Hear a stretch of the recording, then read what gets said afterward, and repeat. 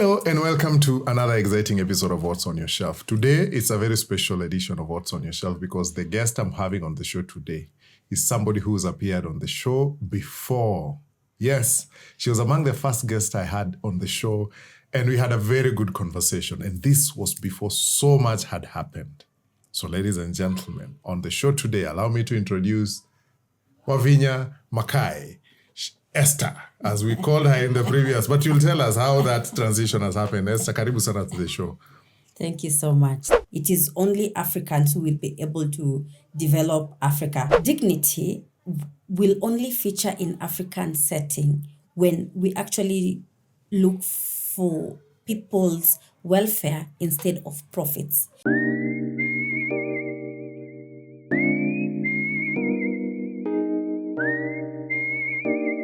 How much change or how much has happened to you since the last conversation we had?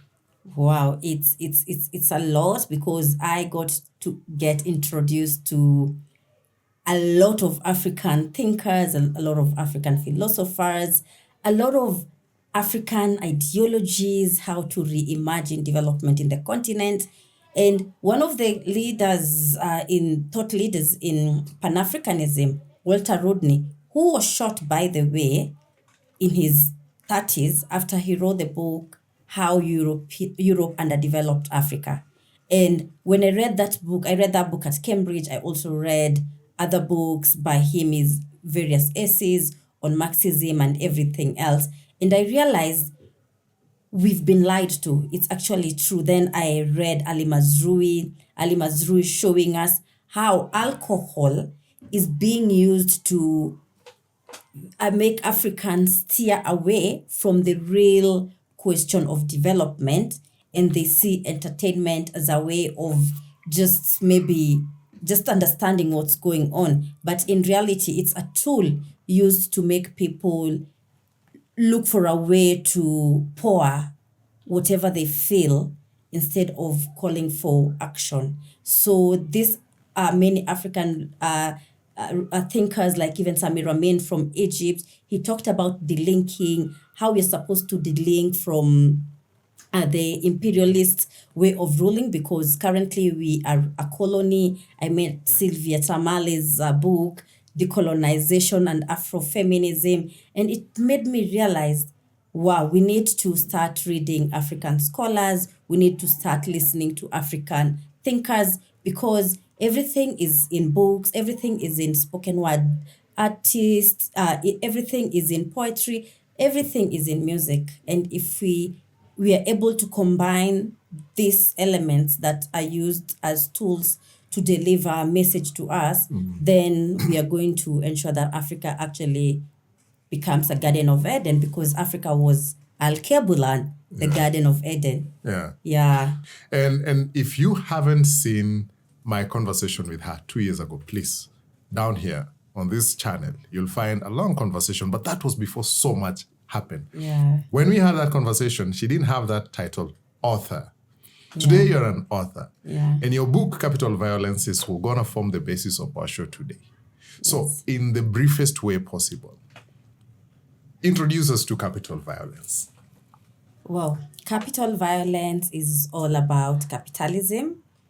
When I went to Cambridge the first day at class, they defined capitalism as a concept whereby it develops one part of the world while it underdevelops the rest of the world. And mostly Africa is amongst the people who've been underdeveloped forever. And then now I started connecting realities of capitalism, structural adjustment programs, the debt that we face today as everyday Africans. And then I looked at our everyday realities, the inequalities in it, and I felt I've been reading a lot, I've been doing research a lot, I've been observing, I've been seeing what's going on in the continent, either in person or via media. And I realized it's time to tell these stories by ourselves, because it is only Africans who will be able to develop Africa. Another thing that really also made me write this book is because currently, when you look at millennials and also some Gen Zs, when they want to start something, they always go to start an NGO. But we are realizing NGOs are here with no value addition, and they are here just to blind us from seeing what is going on. Reports such as the African Development Bank, May 2025, showed that we lose 587 billion USD in misinvoicing, mistaxation, illicit cash flow from the continent, multinational corporation involvement, and all that stuff. Yet we get between 30 to 60 billion USD in terms of donor aid. So we are chasing the smaller animal in the room instead of going with the elephant that is always leaving the continent. So I decided, let me use data to explain to people our everyday reality and also infuse academia knowledge that have really dissected so that everyday African can understand. Yeah. So what Makai will not tell you is that today she is a master of philosophy from the University of Cambridge. She's modest and she's not mentioning that. But congratulations, I think, together with the crew at What's on Your Shelf. The last time we had a conversation, we were hoping you're going to go. Sometimes these things don't end up as you plan. Yeah, and it's never a guarantee that once you join an institution of higher learning, you'll finish education in the time frame given and things like that. So congratulations also for the hard work. But I want to delve deep into your book, Capital Violence, which was launched a few weeks ago. Yeah. And I'm really interested, first and foremost, to just understand the term capital violence. How did you arrive at this title, Capital Violence? Wow. While I was at Cambridge doing my Master's of Philosophy and Development Studies, when they defined capitalism as an ideology that develops one part of the world while underdeveloping this other part of the world, I realized this system is very violent. And when you see how capitalism as an ideology has used excessive force to either force people into their way of doing economics or take it all away from them, and you realize capitalism is very, very violent. And look at home Africa.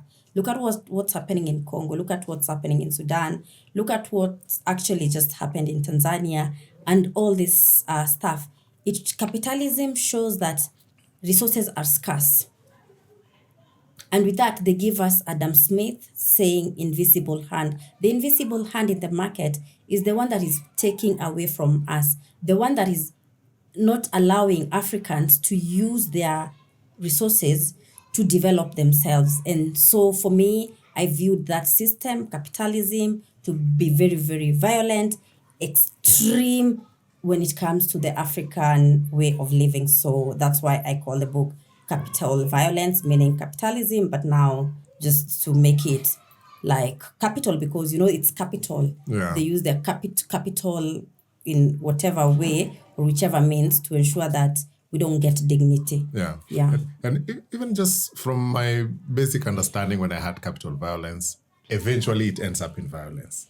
If you think about the impact and the effects of this conversation you're having, there are a lot of regions that are facing a lot of instability, especially war. Yeah. And you realize it's just because of the resources and the way the mineral resources have been traded and causes to instability, loss of lives, and so many things. But when you look at the cover of your book, it's very, very, very, very creatively done. And it says a lot of things. But help us break it down. What is on the cover? Like the approach that you took with this cover is very creative. What's going on this cover? Okay, being a Pan-African thinker, remembering my primary school days, I remember they used to tell us that Africans used to communicate through drums, the tum-tum drums of West Africa. And I was a very good composition writer, so I will be very imaginative in my composition. So I remembered drums were one of the key tools of sending signals and communicating, and also smoke.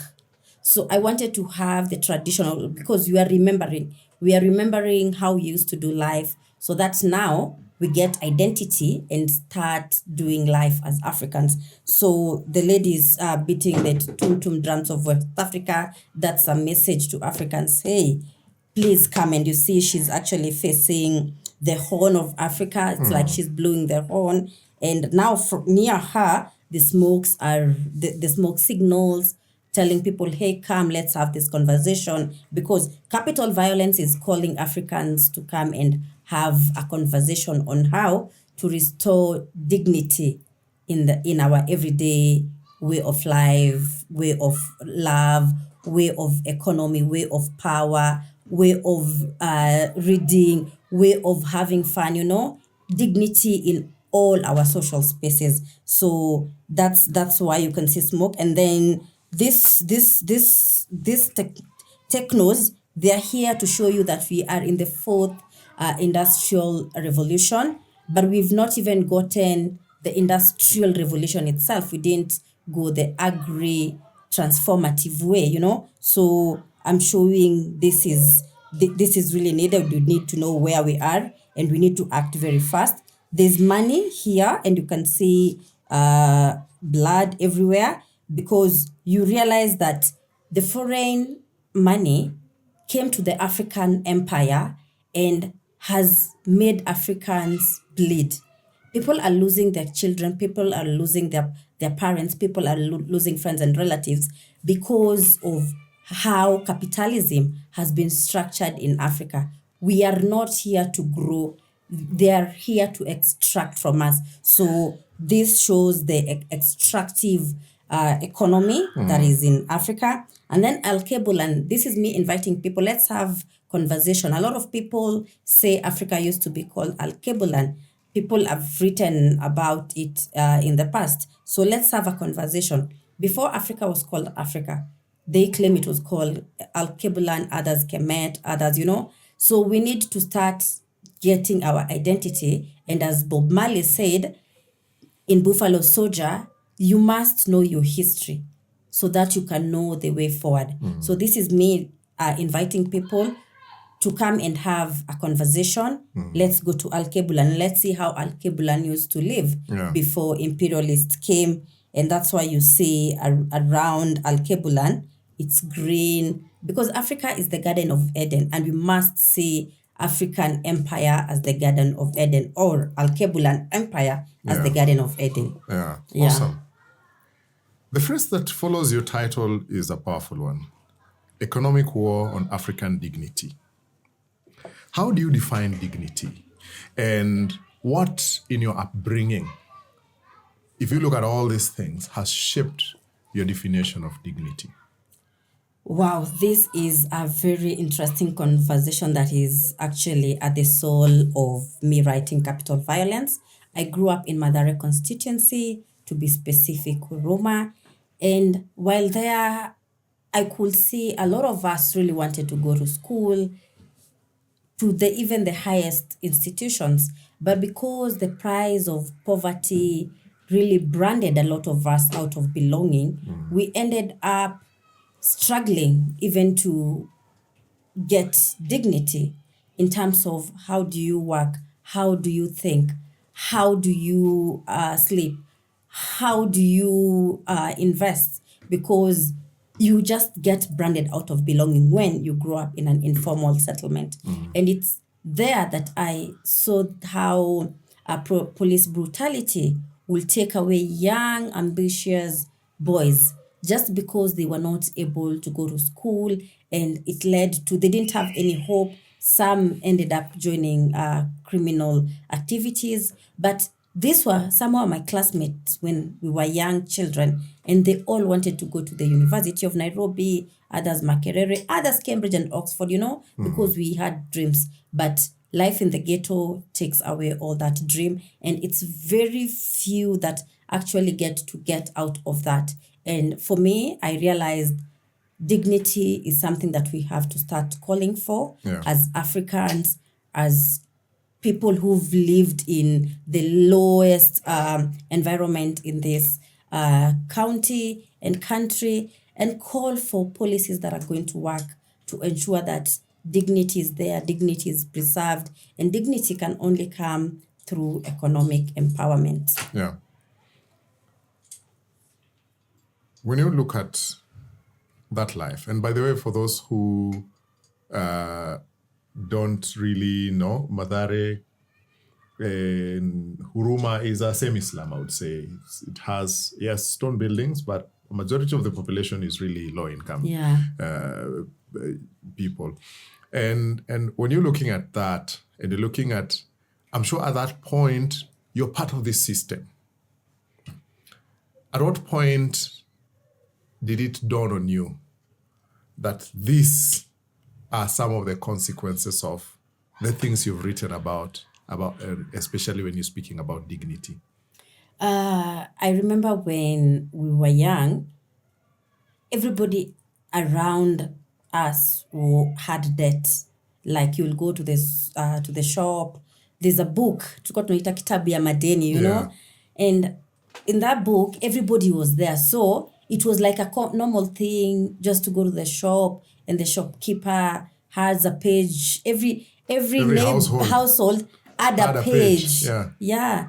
And sometimes you will find that it gets to a point that they cannot afford to give you more because your debt has surpassed whatever they are actually able to do. And also there I learned in school, every time you will see people being called to be chased home for school fees, you will have anxiety because you're just hoping your name is not on the list, and then you find sometimes your name is on the list, and then you're like, wow, what is this? And everybody hated that. And you know, that moment of you are always in survival mode really shaped many individuals. And some of us were actually lucky because we would read. And in reading, we had hopes. I'll imagine a life out of the informal settlement of Huruma, which is actually an upgrade of still, it's very small units. You live as a household, so in still a 10 by 10. There's no dignity there. So I got introduced to a life that has no dignity at all when I was a child. Also seeing my mom and her fellow teachers always complaining the salary is not enough. There was just lack everywhere around me. And that's the moment I was like, but in books, but in TV, we see people with abundance. So for me, I was always chasing abundance. Yeah. But from your perspective, how do you see dignity featuring in economic systems? Wow, that's a very, very lovely question. And I love that. That's why I have centered my book on African dignity. Dignity will only feature in African setting when we actually look for people's welfare instead of profits. We are profit over people instead of people over profit. And until that moment comes whereby African leaders just realize, with all this corruption going on, with all this extractive economy by foreign empires taking charge in the African empire, we are losing our empire to foreign entities. And if we are not very careful, then it means that we will lose it, even we will lose our youth. That's why I loved what Kofi Annan one day told African presidents. If you don't give youth jobs, opportunities, and hope, there will be instability in the continent. And we can see instability everywhere because we no longer have jobs. And if we don't start industrializing, if we don't stop getting so much into the factor-based economy, that is raw materials, cheap labor, and paper-making machinery, we will not be able to sort this situation. So we need to start moving from knowledge factor-based economy to knowledge-based economy, whereby now we use science, technology, and innovation through research and development to make this continent a better place. Yeah. Sometimes the risk of such a conversation would bridge between activism and hooliganism, where you're scrapping everything that looks white or looks foreign or looks like the people who founded this thing are not from here. But how do you help understand? Because somebody will say the basis of me getting into a business is to make profit.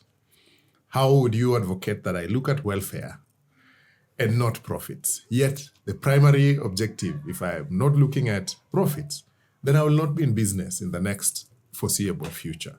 How do you bridge? Where is the point where you can bridge this difference?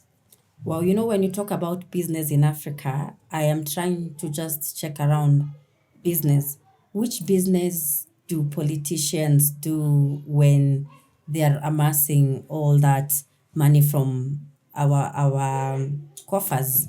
No business, they're just transferring money to foreign empires, and foreign empires use that money to continuously develop themselves. So here in Africa, what does dignity mean to us? Because anytime we are making a decision, we are looking at it from a dignity perspective. When you go to foreign empires, they have very stringent measures to just even give you that chance of becoming a trillionaire, USD trillionaire in their empires, For them, their economy very much. But here, we are told about invisible hand, and we are still trading raw material. So I don't understand what business is happening, because data shows value addition in Africa is at 2%. Our manufacturing is at 3.2%. So still, I cannot say Africa is business oriented. We are just still living in medieval ways of knowing, and we think that exporting raw material is business. That is economic foolishness. Sorry to use that term, but it does not make any value addition. We are just exporting poverty and importing poverty, because our balance of trade is not symmetric.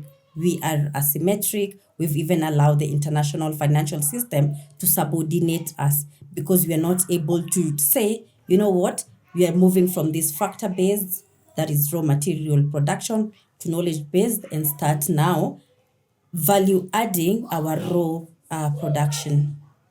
Yeah.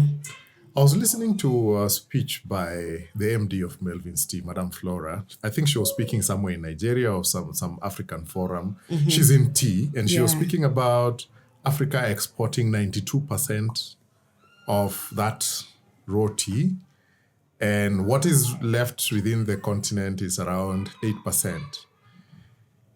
Like, that figure for me was so ridiculously high that I was asking myself, how do we watch that happen? Like, for example, I don't know much about the tea sector. And I was learning it from her, who is in the tea sector.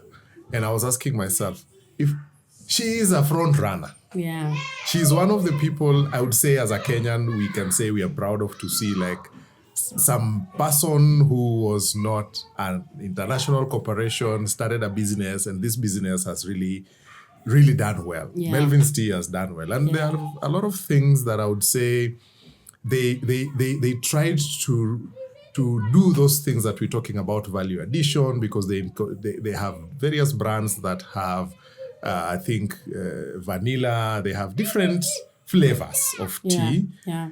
And sometimes you think about it and you say, it's happening. It is happening. Yeah. This person has done something. Yeah. That we keep talking about value addition to our produce, especially the agricultural produce. Research talks about how Africa has, I think, the largest arable land currently globally. 62% is unused. Why are we still complaining? Let me just ask it that way. Because we are looking at it, we can look at the data. Today we have learned, we've gone. We are in those sectors. How are we not doing it? What is that thing that is stopping us from doing it? Colonialism also played a really big role in maintaining status quo in Africa economy. And I love how Sylvia Tamale puts it. we let others to come and develop us because we are so used to savior mentality. And the reason why we tend to seem like we are complaining is because we are used to doing things in a particular way for a very, very, very long time, to a point that we've been captured in the afterlives, the hangovers of coloniality, to a point that we don't even believe ourselves as creators, as builders, as innovators, as investors. Because look at the psychic of an African, even an African entrepreneur. Most of the time, they're thinking, let me build this brand so that I can invite a foreigner to come and become an investor. And most of the time, these ideas actually get shut down, and maybe they receive small token, and that's it. Because Africans are not seen as builders. That's why they'll give us a chance in entertainment, that is sport, music, and very meager industries, but we are not given that chance. And this is why we want leaders, because a lot of even African leaders, they don't read, so they don't understand. Actually, there's a different way of doing development. They don't even reimagine that. That's why up to date, Africa does not really fund research and development the way it's supposed to be funded. But the leadership has think tanks. I want to believe that if I am president today, I have a think tank. I might not read, Yeah. but I've appointed people who own salaries, who are supposed to be surrounding me with information based on what the markets are saying. How are we still here? I'll ask you a question. Look at those thinkers. Let's say, for example, maybe thinkers in East Africa, because we are in East Africa, in Kenya. What do they read? What kind of education did they receive? In our primary school all the way to higher institution of learning, we are always citing foreigners. So we've already submitted our knowledge foundation to the foreigners. So the foreign empires, they'll keep on showing you cannot think unless we have you. That's why World Bank has different authorities in our different ministries. World Bank work with African government more. It's there in books, it's been written. We see people who've worked for this organization saying that World Bank is in every African government, offering solutions, offering sustainable development goals. It's 2030 is here. What I'm seeing is youth poverty is continuing to grow. And these solutions, none of these solution touches on industrialization. Every solution is pegged on end hunger. How do you end hunger if the best food is transported outside? It's exported for commercial reasons. How do you end hunger if you're not even able to fund a school? Look at Kenya and Africa as a whole. People are getting educated, but what kind of education are we getting? So we are getting an education that shows that we need to be dependent on knowledge. And the moment you depend on someone else's knowledge, now you become dependent in everything. It manifests in the world. So it starts in the mind and then it manifests in the world. So our manifestation in our think tank is to show that they have consumed a foreign empire's curricula, erasing our ancestors, so they think like a foreign clerk. Yeah. I don't know what you're thinking about this conversation. I don't know what you're hearing from what Wavinya is talking about, and how realistic are we as an African people from breaking off that colonial chain that has held our necks for a very long time. But maybe tell us from where you're watching, from your perspective. Feel free to reach us on the comment section, and let's hear what your take is. And in case that is the situation, what is the way forward? Remember, this conversation, What's on Your Shelf, is brought to you in partnership with the Kenya National Library Service, who are the premier library facility in the country, mandated to coordinate all library works. They have a number of facilities, but the three main that are run by the Kenya National Library Service are Buruburu, Nakuru, and the one Maktaba Kuu in Upper Hill. And by the way, these guys are the ones who give you that ISBN number. Check out their website, knls.ac.ke. They have a wide range of services. Did you know that you can have your data center at the Kenya National Library Service? So don't just think it's just about books and some old shelves that has magazines from 1965, which are also still there, but there is also a wide range of other services that these guys are offering. Remember, that is brought to you in partnership with the Nuria Bookstore, which is the #1 online leading bookstore for the last 3 years in a row. And because they have made it their mission to purposely promote African authors. They promote African literature. But that's not to say that they don't have the international bestsellers. Check out their shelves, check out their website, nuria.co.ke. Wavinya Makai's book, Capital Violence, also you're going to find it at Nuria. So check it online, and you can also visit their physical store. They are now in 2 locations, Nairobi, at the first floor of the Baza Plaza in the Nairobi CBD, and also at the coast, at Nyali. Check them out, but check out their website, nuria.co.ke. So, Makai, you've argued that the colonial chains were replaced by contracts and conditionalities. What are examples do you see, maybe from Kenya or in Africa, that you can cite that can help us understand for somebody who needs this thing broken down to them further? What is this thing you can point out and say, this situation here is an example of that colonial chain that has been replaced by a contract or some of these conditionalities? Wow. Yeah. So there's a lot of conditionalities that we always receive as Africans, especially when it comes to matters, getting loans, getting this aid money from the foreign empires, and also getting investors. You find that a lot of our local business owners will really not get to a point whereby they're able to scale continentally or even internationally, because there's so many barriers of trade that have been introduced. And one of the key barriers is even the mode of transport. In Africa, the transport system is geared to going outward, taking whatever they're supposed to take from the farm all the way to the airport or to the ships and go to the foreign empires.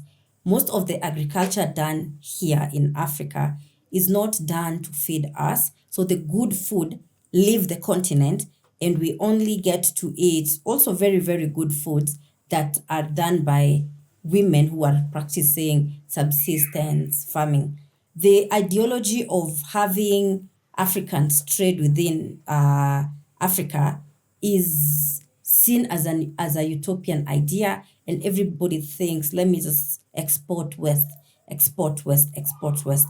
And that is one of the conditionality, because when the transport system does not favor you in business, then that is one of the key elements when you're looking about setting up a business and the distribution. Another issue you can see, just to explain from a local perspective, just to show you how the colonial chains are, you find that a lot of African governments, the empowerment projects that they are issuing is just giving stipends to the citizens, instead of saying, how many creators are here? We're looking for creators. We are looking for developers. We are looking for builders. There's this amount of money. We want to give it to the best developers who promise that they're going to employ people in the next 5 years. Another issue is the governments don't even sit with local monanchis or even experts who are pro-development oriented, so that they can see that we need to start industrializing. But most of the time you find that the governments are okay sending Africans out to do low maintaining jobs that have no dignity, as I said, jobs that are humiliating in nature, and they're okay with that. So many conditions, instead of ensuring that this labor especially the expatriate labor of Africans, stay here and create, they let it go out, brain drain, humiliation, to mention that but a few. Yeah. Yeah. Given your work with women and youth, how do you see capital violence influencing the entrepreneurial ecosystems that you work in the next couple of years?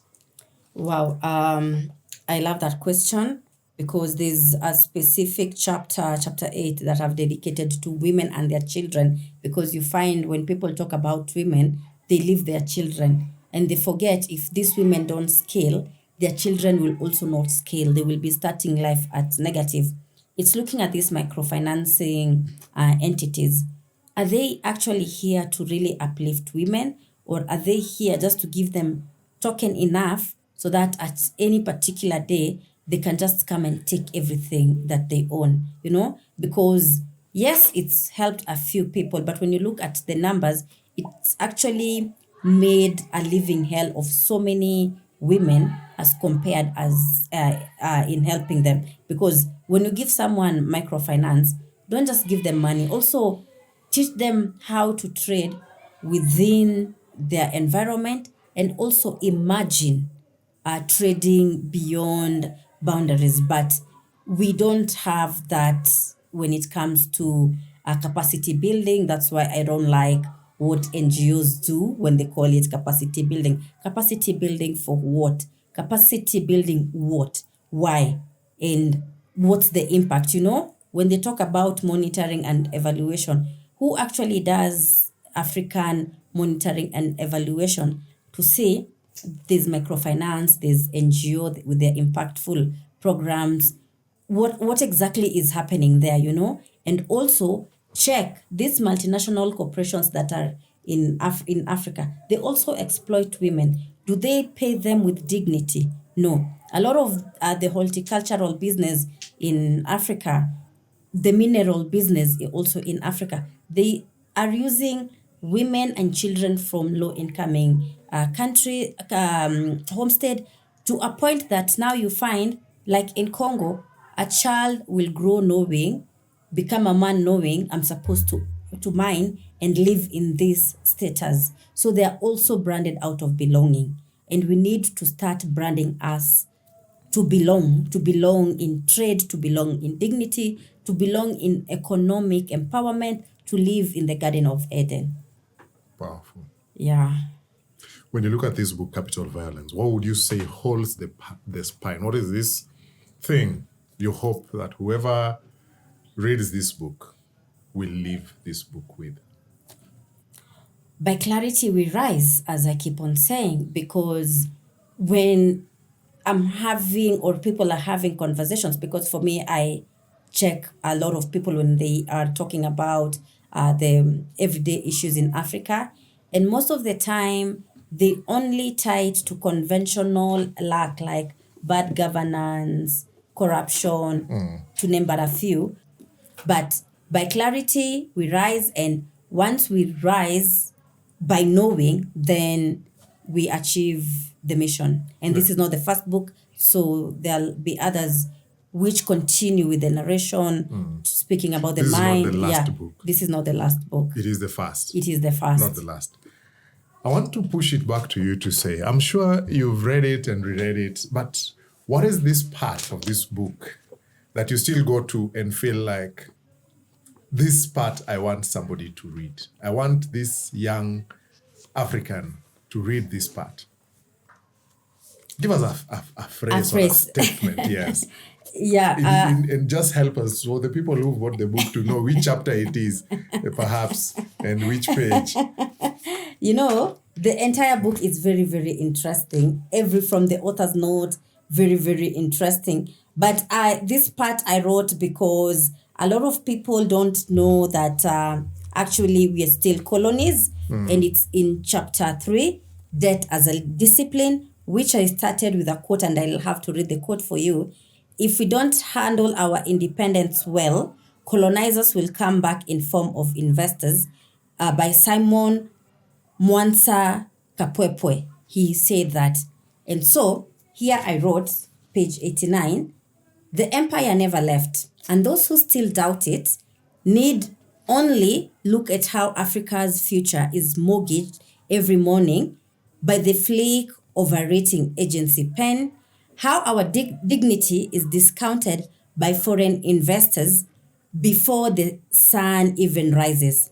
They only need to listen to how Moody's, Fitch, S&P, none of which are headquartered on this continent, determine the cost of feeding our people, building our schools, running our hospitals. When they downgrade our economies for investing in citizens instead of servicing debt, they are not only issuing financial analysis, they are issuing orders. That is why Samir Amin called for delinking, not isolationism, but sovereign refusal. A refusal to let the imperial logic dictate our priorities, a refusal to bow to what Claude Ake named as the tyranny of development paradigm, a machine that grinds African potential into donor spreadsheet. And the worst part, the collaborators are not just foreigners. The empire now wears African faces. Neoliberalism has taught our elites to speak a foreign empire fluently, to quote World Bank reports as scriptures, to see foreign direct investment as salvation, and to dismiss African alternatives as outdated or emotional. Wow. It's actual violence in my head. But now I want you to charge whoever is watching us today. What actionable thing do you have in this book that you would wish somebody, one reader or whoever holds this book in their hand, can pick and do this coming week? This coming week? Yes. Whenever you go to the supermarket, what are you buying? You know, keep on asking these questions. What are you buying? When you're buying tomatoes, who is growing these tomatoes? It's about just asking, inquiring, because for us to improve trade within ourselves, we need to start consuming items made by us. People in businesses, start asking, why do we need all these permits?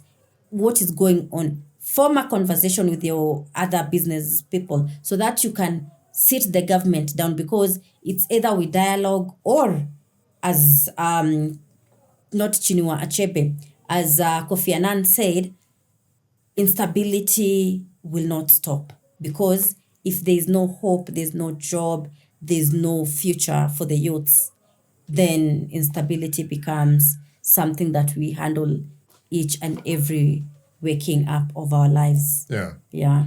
How do you hope that this book will be used? I hope it will be read with a lot of clarity.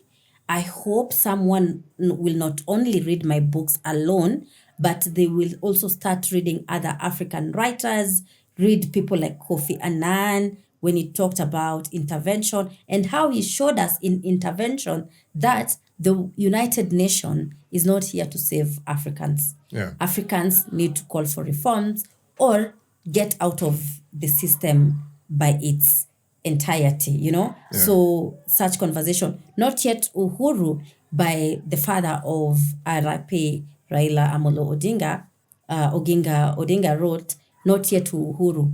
He said, yes, we've gotten this physical independence, but we've not gotten the economic, the social, and the imaginative economy, because our imagination is very captured. We think going out. When someone thinks about making money, they think exiling, going to work, doing manual jobs abroad is better than creating, because we don't have that environment here. Yeah. And I think that leads me now to the question I wanted to ask you, because this book combines the conversations on the global economies with human dignity. Which other books on your shelf combine these themes that, as you've clearly indicated to your readers, that they go beyond capital violence to also just try and check out these other books? These other books. I don't have the books for Samir Amin because I read them at Cambridge. They're very, very expensive to find them in the continent. But What I'll advise people to read is, especially Kenyans, read Oginga Odinga, Not Yet Uhuru. It's very, very important because it will form the genesis of understanding. Yes, we got the independence, but the puppeteers who are Africans, who are our leaders, they are working with the oppressors. And that's Steve Biko said, the most potent weapon in the hands of the oppressor is the mind of the oppressed. And they keep on oppressing us, but economically. So that is the first book. There's also Kofi Annan Interventions. You need to see how Kofi Annan spoke about the challenges of being the Secretary General at the United Nations and how the Western powers will make decisions to intervene even without getting the mandate from the United Nations and what have you. So this book will help people also in understanding diplomacy, because as Africans, we are doing diplomacy as colonized clerks. So Intervention is also a very, very good book. Also, The Child Will Be Great by Ellen Johnson Sirleaf. I'm giving you these books because they're not academia. They will help an everyday African who does not like reading academia books, because sometimes they get very boring because of their repetition of numbers in them.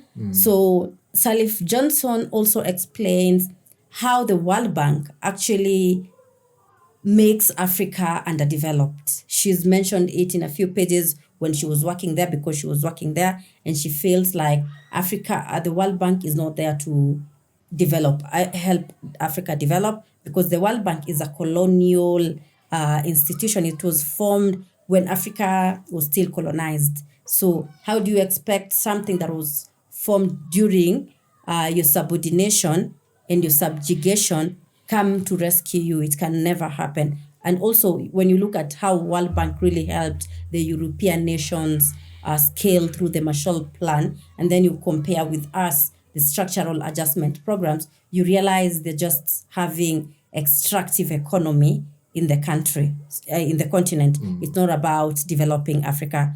That's why it explains to us why we see roads that were built when we started forming the South-South cooperation, that is working with the China and the Asian giants.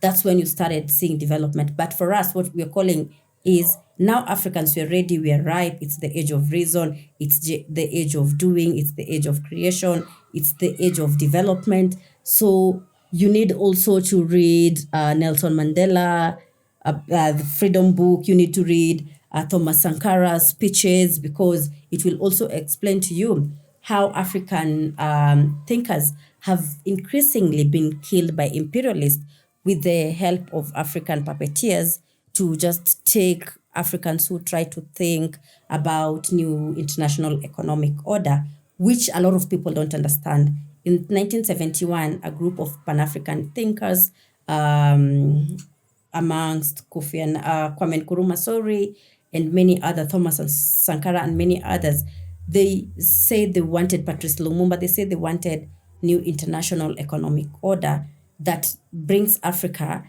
as not only a consumer of finished product from the West, but also produces her own industries, value addition, and all that stuff. But that proposal was kicked off. It was buried.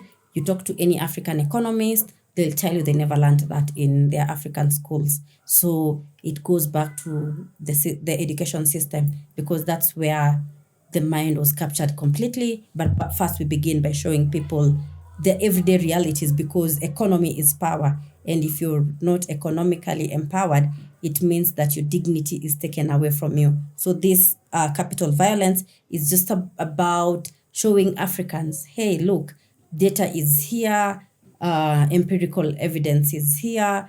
The price of poverty is taking our esteem away. It's taking our dignity away. We've been branded out of belonging. The blood in the boardrooms, how decisions in the US, in the UK, and other foreign empires are influencing how the African empire is managed. It is conditioned, what it gives, what it consumes. The supermarkets, 85% of everything there comes from the foreign empires, meaning we cannot even create something like a spoon, So these are the conversation we need to see and start talking about economics of scale. We need to start talking about history. Whose history do we consume? Because the book starts there. Because if you consume someone else's history, it means that they're training you to be a clerk in their own empire, because you will go there from a subordinate point of view because you don't have identity. Yeah. Yeah. Who is this we? Because most of the time this conversation dies at we, because we say we need to have. You say we need to have, I say we need to have, the other person will say we need to have. Eventually, no one will have it. When we talk about we need to have this conversation, what are you looking at? For me, it's everyday African, including me. That's why even the book, when I'm writing as part of the we. And the we is every African child. You can be a parent, you can be a kid to your parent, you can be a leader, you can be in civil society, you can be an investor, entrepreneur, you can be a policy maker, you can be in academia. It is a collective voice from all of us. We need to sit down and stop acting in favor of the foreign empire and think, what does African empire needs? And we've been talking about this for the longest time. That's why I keep on saying these workshops that people are having with the lanyards, the empire wear lanyards, there's a session that I've spoken to it. Most of the time you find it does not transition to anything, or those recommendations that have been issued by real true Africans, they don't really get out there. So we always are borrowing development agendas, development ideologies, development way of doing things, and we leave our African way of knowing. So it's time now that we've seen we are actually delving deeper into poverty, we now need to start acting. And acting is producing knowledge that speaks to us. I need to know about the history of Africa. They keep on teaching me the history of the Western empires. They don't actually show me how the African empire had people like King Musa Mansa. They don't teach me about Timbuktu. People think Timbuktu is a imaginary place. They forget that Timbuktu was in Mali. They don't teach us about the Mali Empire and all these empires that existed before we were captured.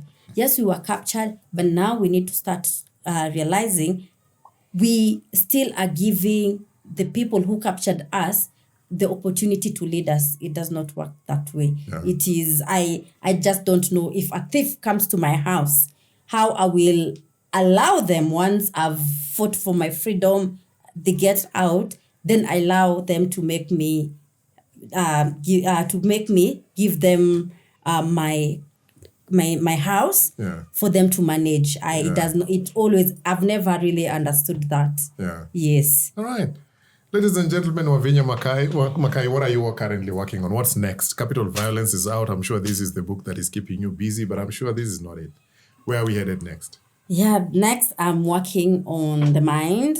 I'm advancing Gugiwa Thiongo's book, Decolonizing the Mind, and also other African not philosophers who spoke about the mind and how education, because it's part of the mind, how education has been there to make us feel inferior, what we watch, what do we consume. So it's about the mind and what the mind visualizes, what the mind eats in terms of reading, in terms of watching, People always don't understand that we also need to feed the mind that much. And I don't like it when I see Africans say, I cannot read that book, it's a lot of pages. And they forgot that if you want to hide anything from an Africa, you must hide it in a book. My English teacher in primary school used to tell me that. And I was like, no, they're not going to hide anything from me in a book. And that's why now I'm transitioning from a reader to a writer, because I've been reading for more than 3 decades, 3 decades plus. And I want just now to advance knowledge, because research is two things. And Africans don't do research. They don't even know how to define research. Research is about producing knowledge or solving societal problem. So my work and my mission is to produce knowledge so that this knowledge can be used to critically think and help solve the many societal problems that we currently are facing as Kenya and the continent. Awesome. Yeah. Powerful. People call her Mama Africa. I've known her for a very long time, and this has been her mind. I just like how this book has re-energized and has made it very clear what information you want to get out there. But also, she's not just getting the information out there. She works in very, very good spaces, working with the youth and women. And I'm sure when you follow her on her social media pages, you'll figure out how do they find you. If somebody wants to look for you, where do they find you? Yeah, on all platforms, I go by the name Wavinya Makai. Here, Wavinya Makai. So you can find me on Instagram, on TikTok. I'm a huge fan of TikTok because I feel the Gen Zs need to join this conversation more, so that when they're fighting for their rights, they're actually fighting for it through a point of clarity. For the professionals, I'm on LinkedIn. For Facebookers, millennials, I'm on Facebook, still Wavinya Makai. The platform that never really entered my system is X, for my Twitter, and yeah, I'm fine. But you can find me in all that. If you want to send me an email, info@wavinyamakai.com. Right. Yeah. Thank you so much. And ladies and gentlemen, that is where the curtain closed for our conversation today. What a conversation. What is it that has stood out for you when you listen to this whole thing, when you hear about those words, decolonization, colonialism, capital violence, what comes to your mind? What is it that has stood out for you throughout this conversation? Please let us know in the comment section. You be sure we'll get back to you. And also, have you subscribed? Are you one of the people who, this page tells us that we have a lot of people who constantly, regularly watch and experience very good conversations from this channel, but have not subscribed. Do us a favor, please subscribe to that channel, because this helps us build this community bigger and better.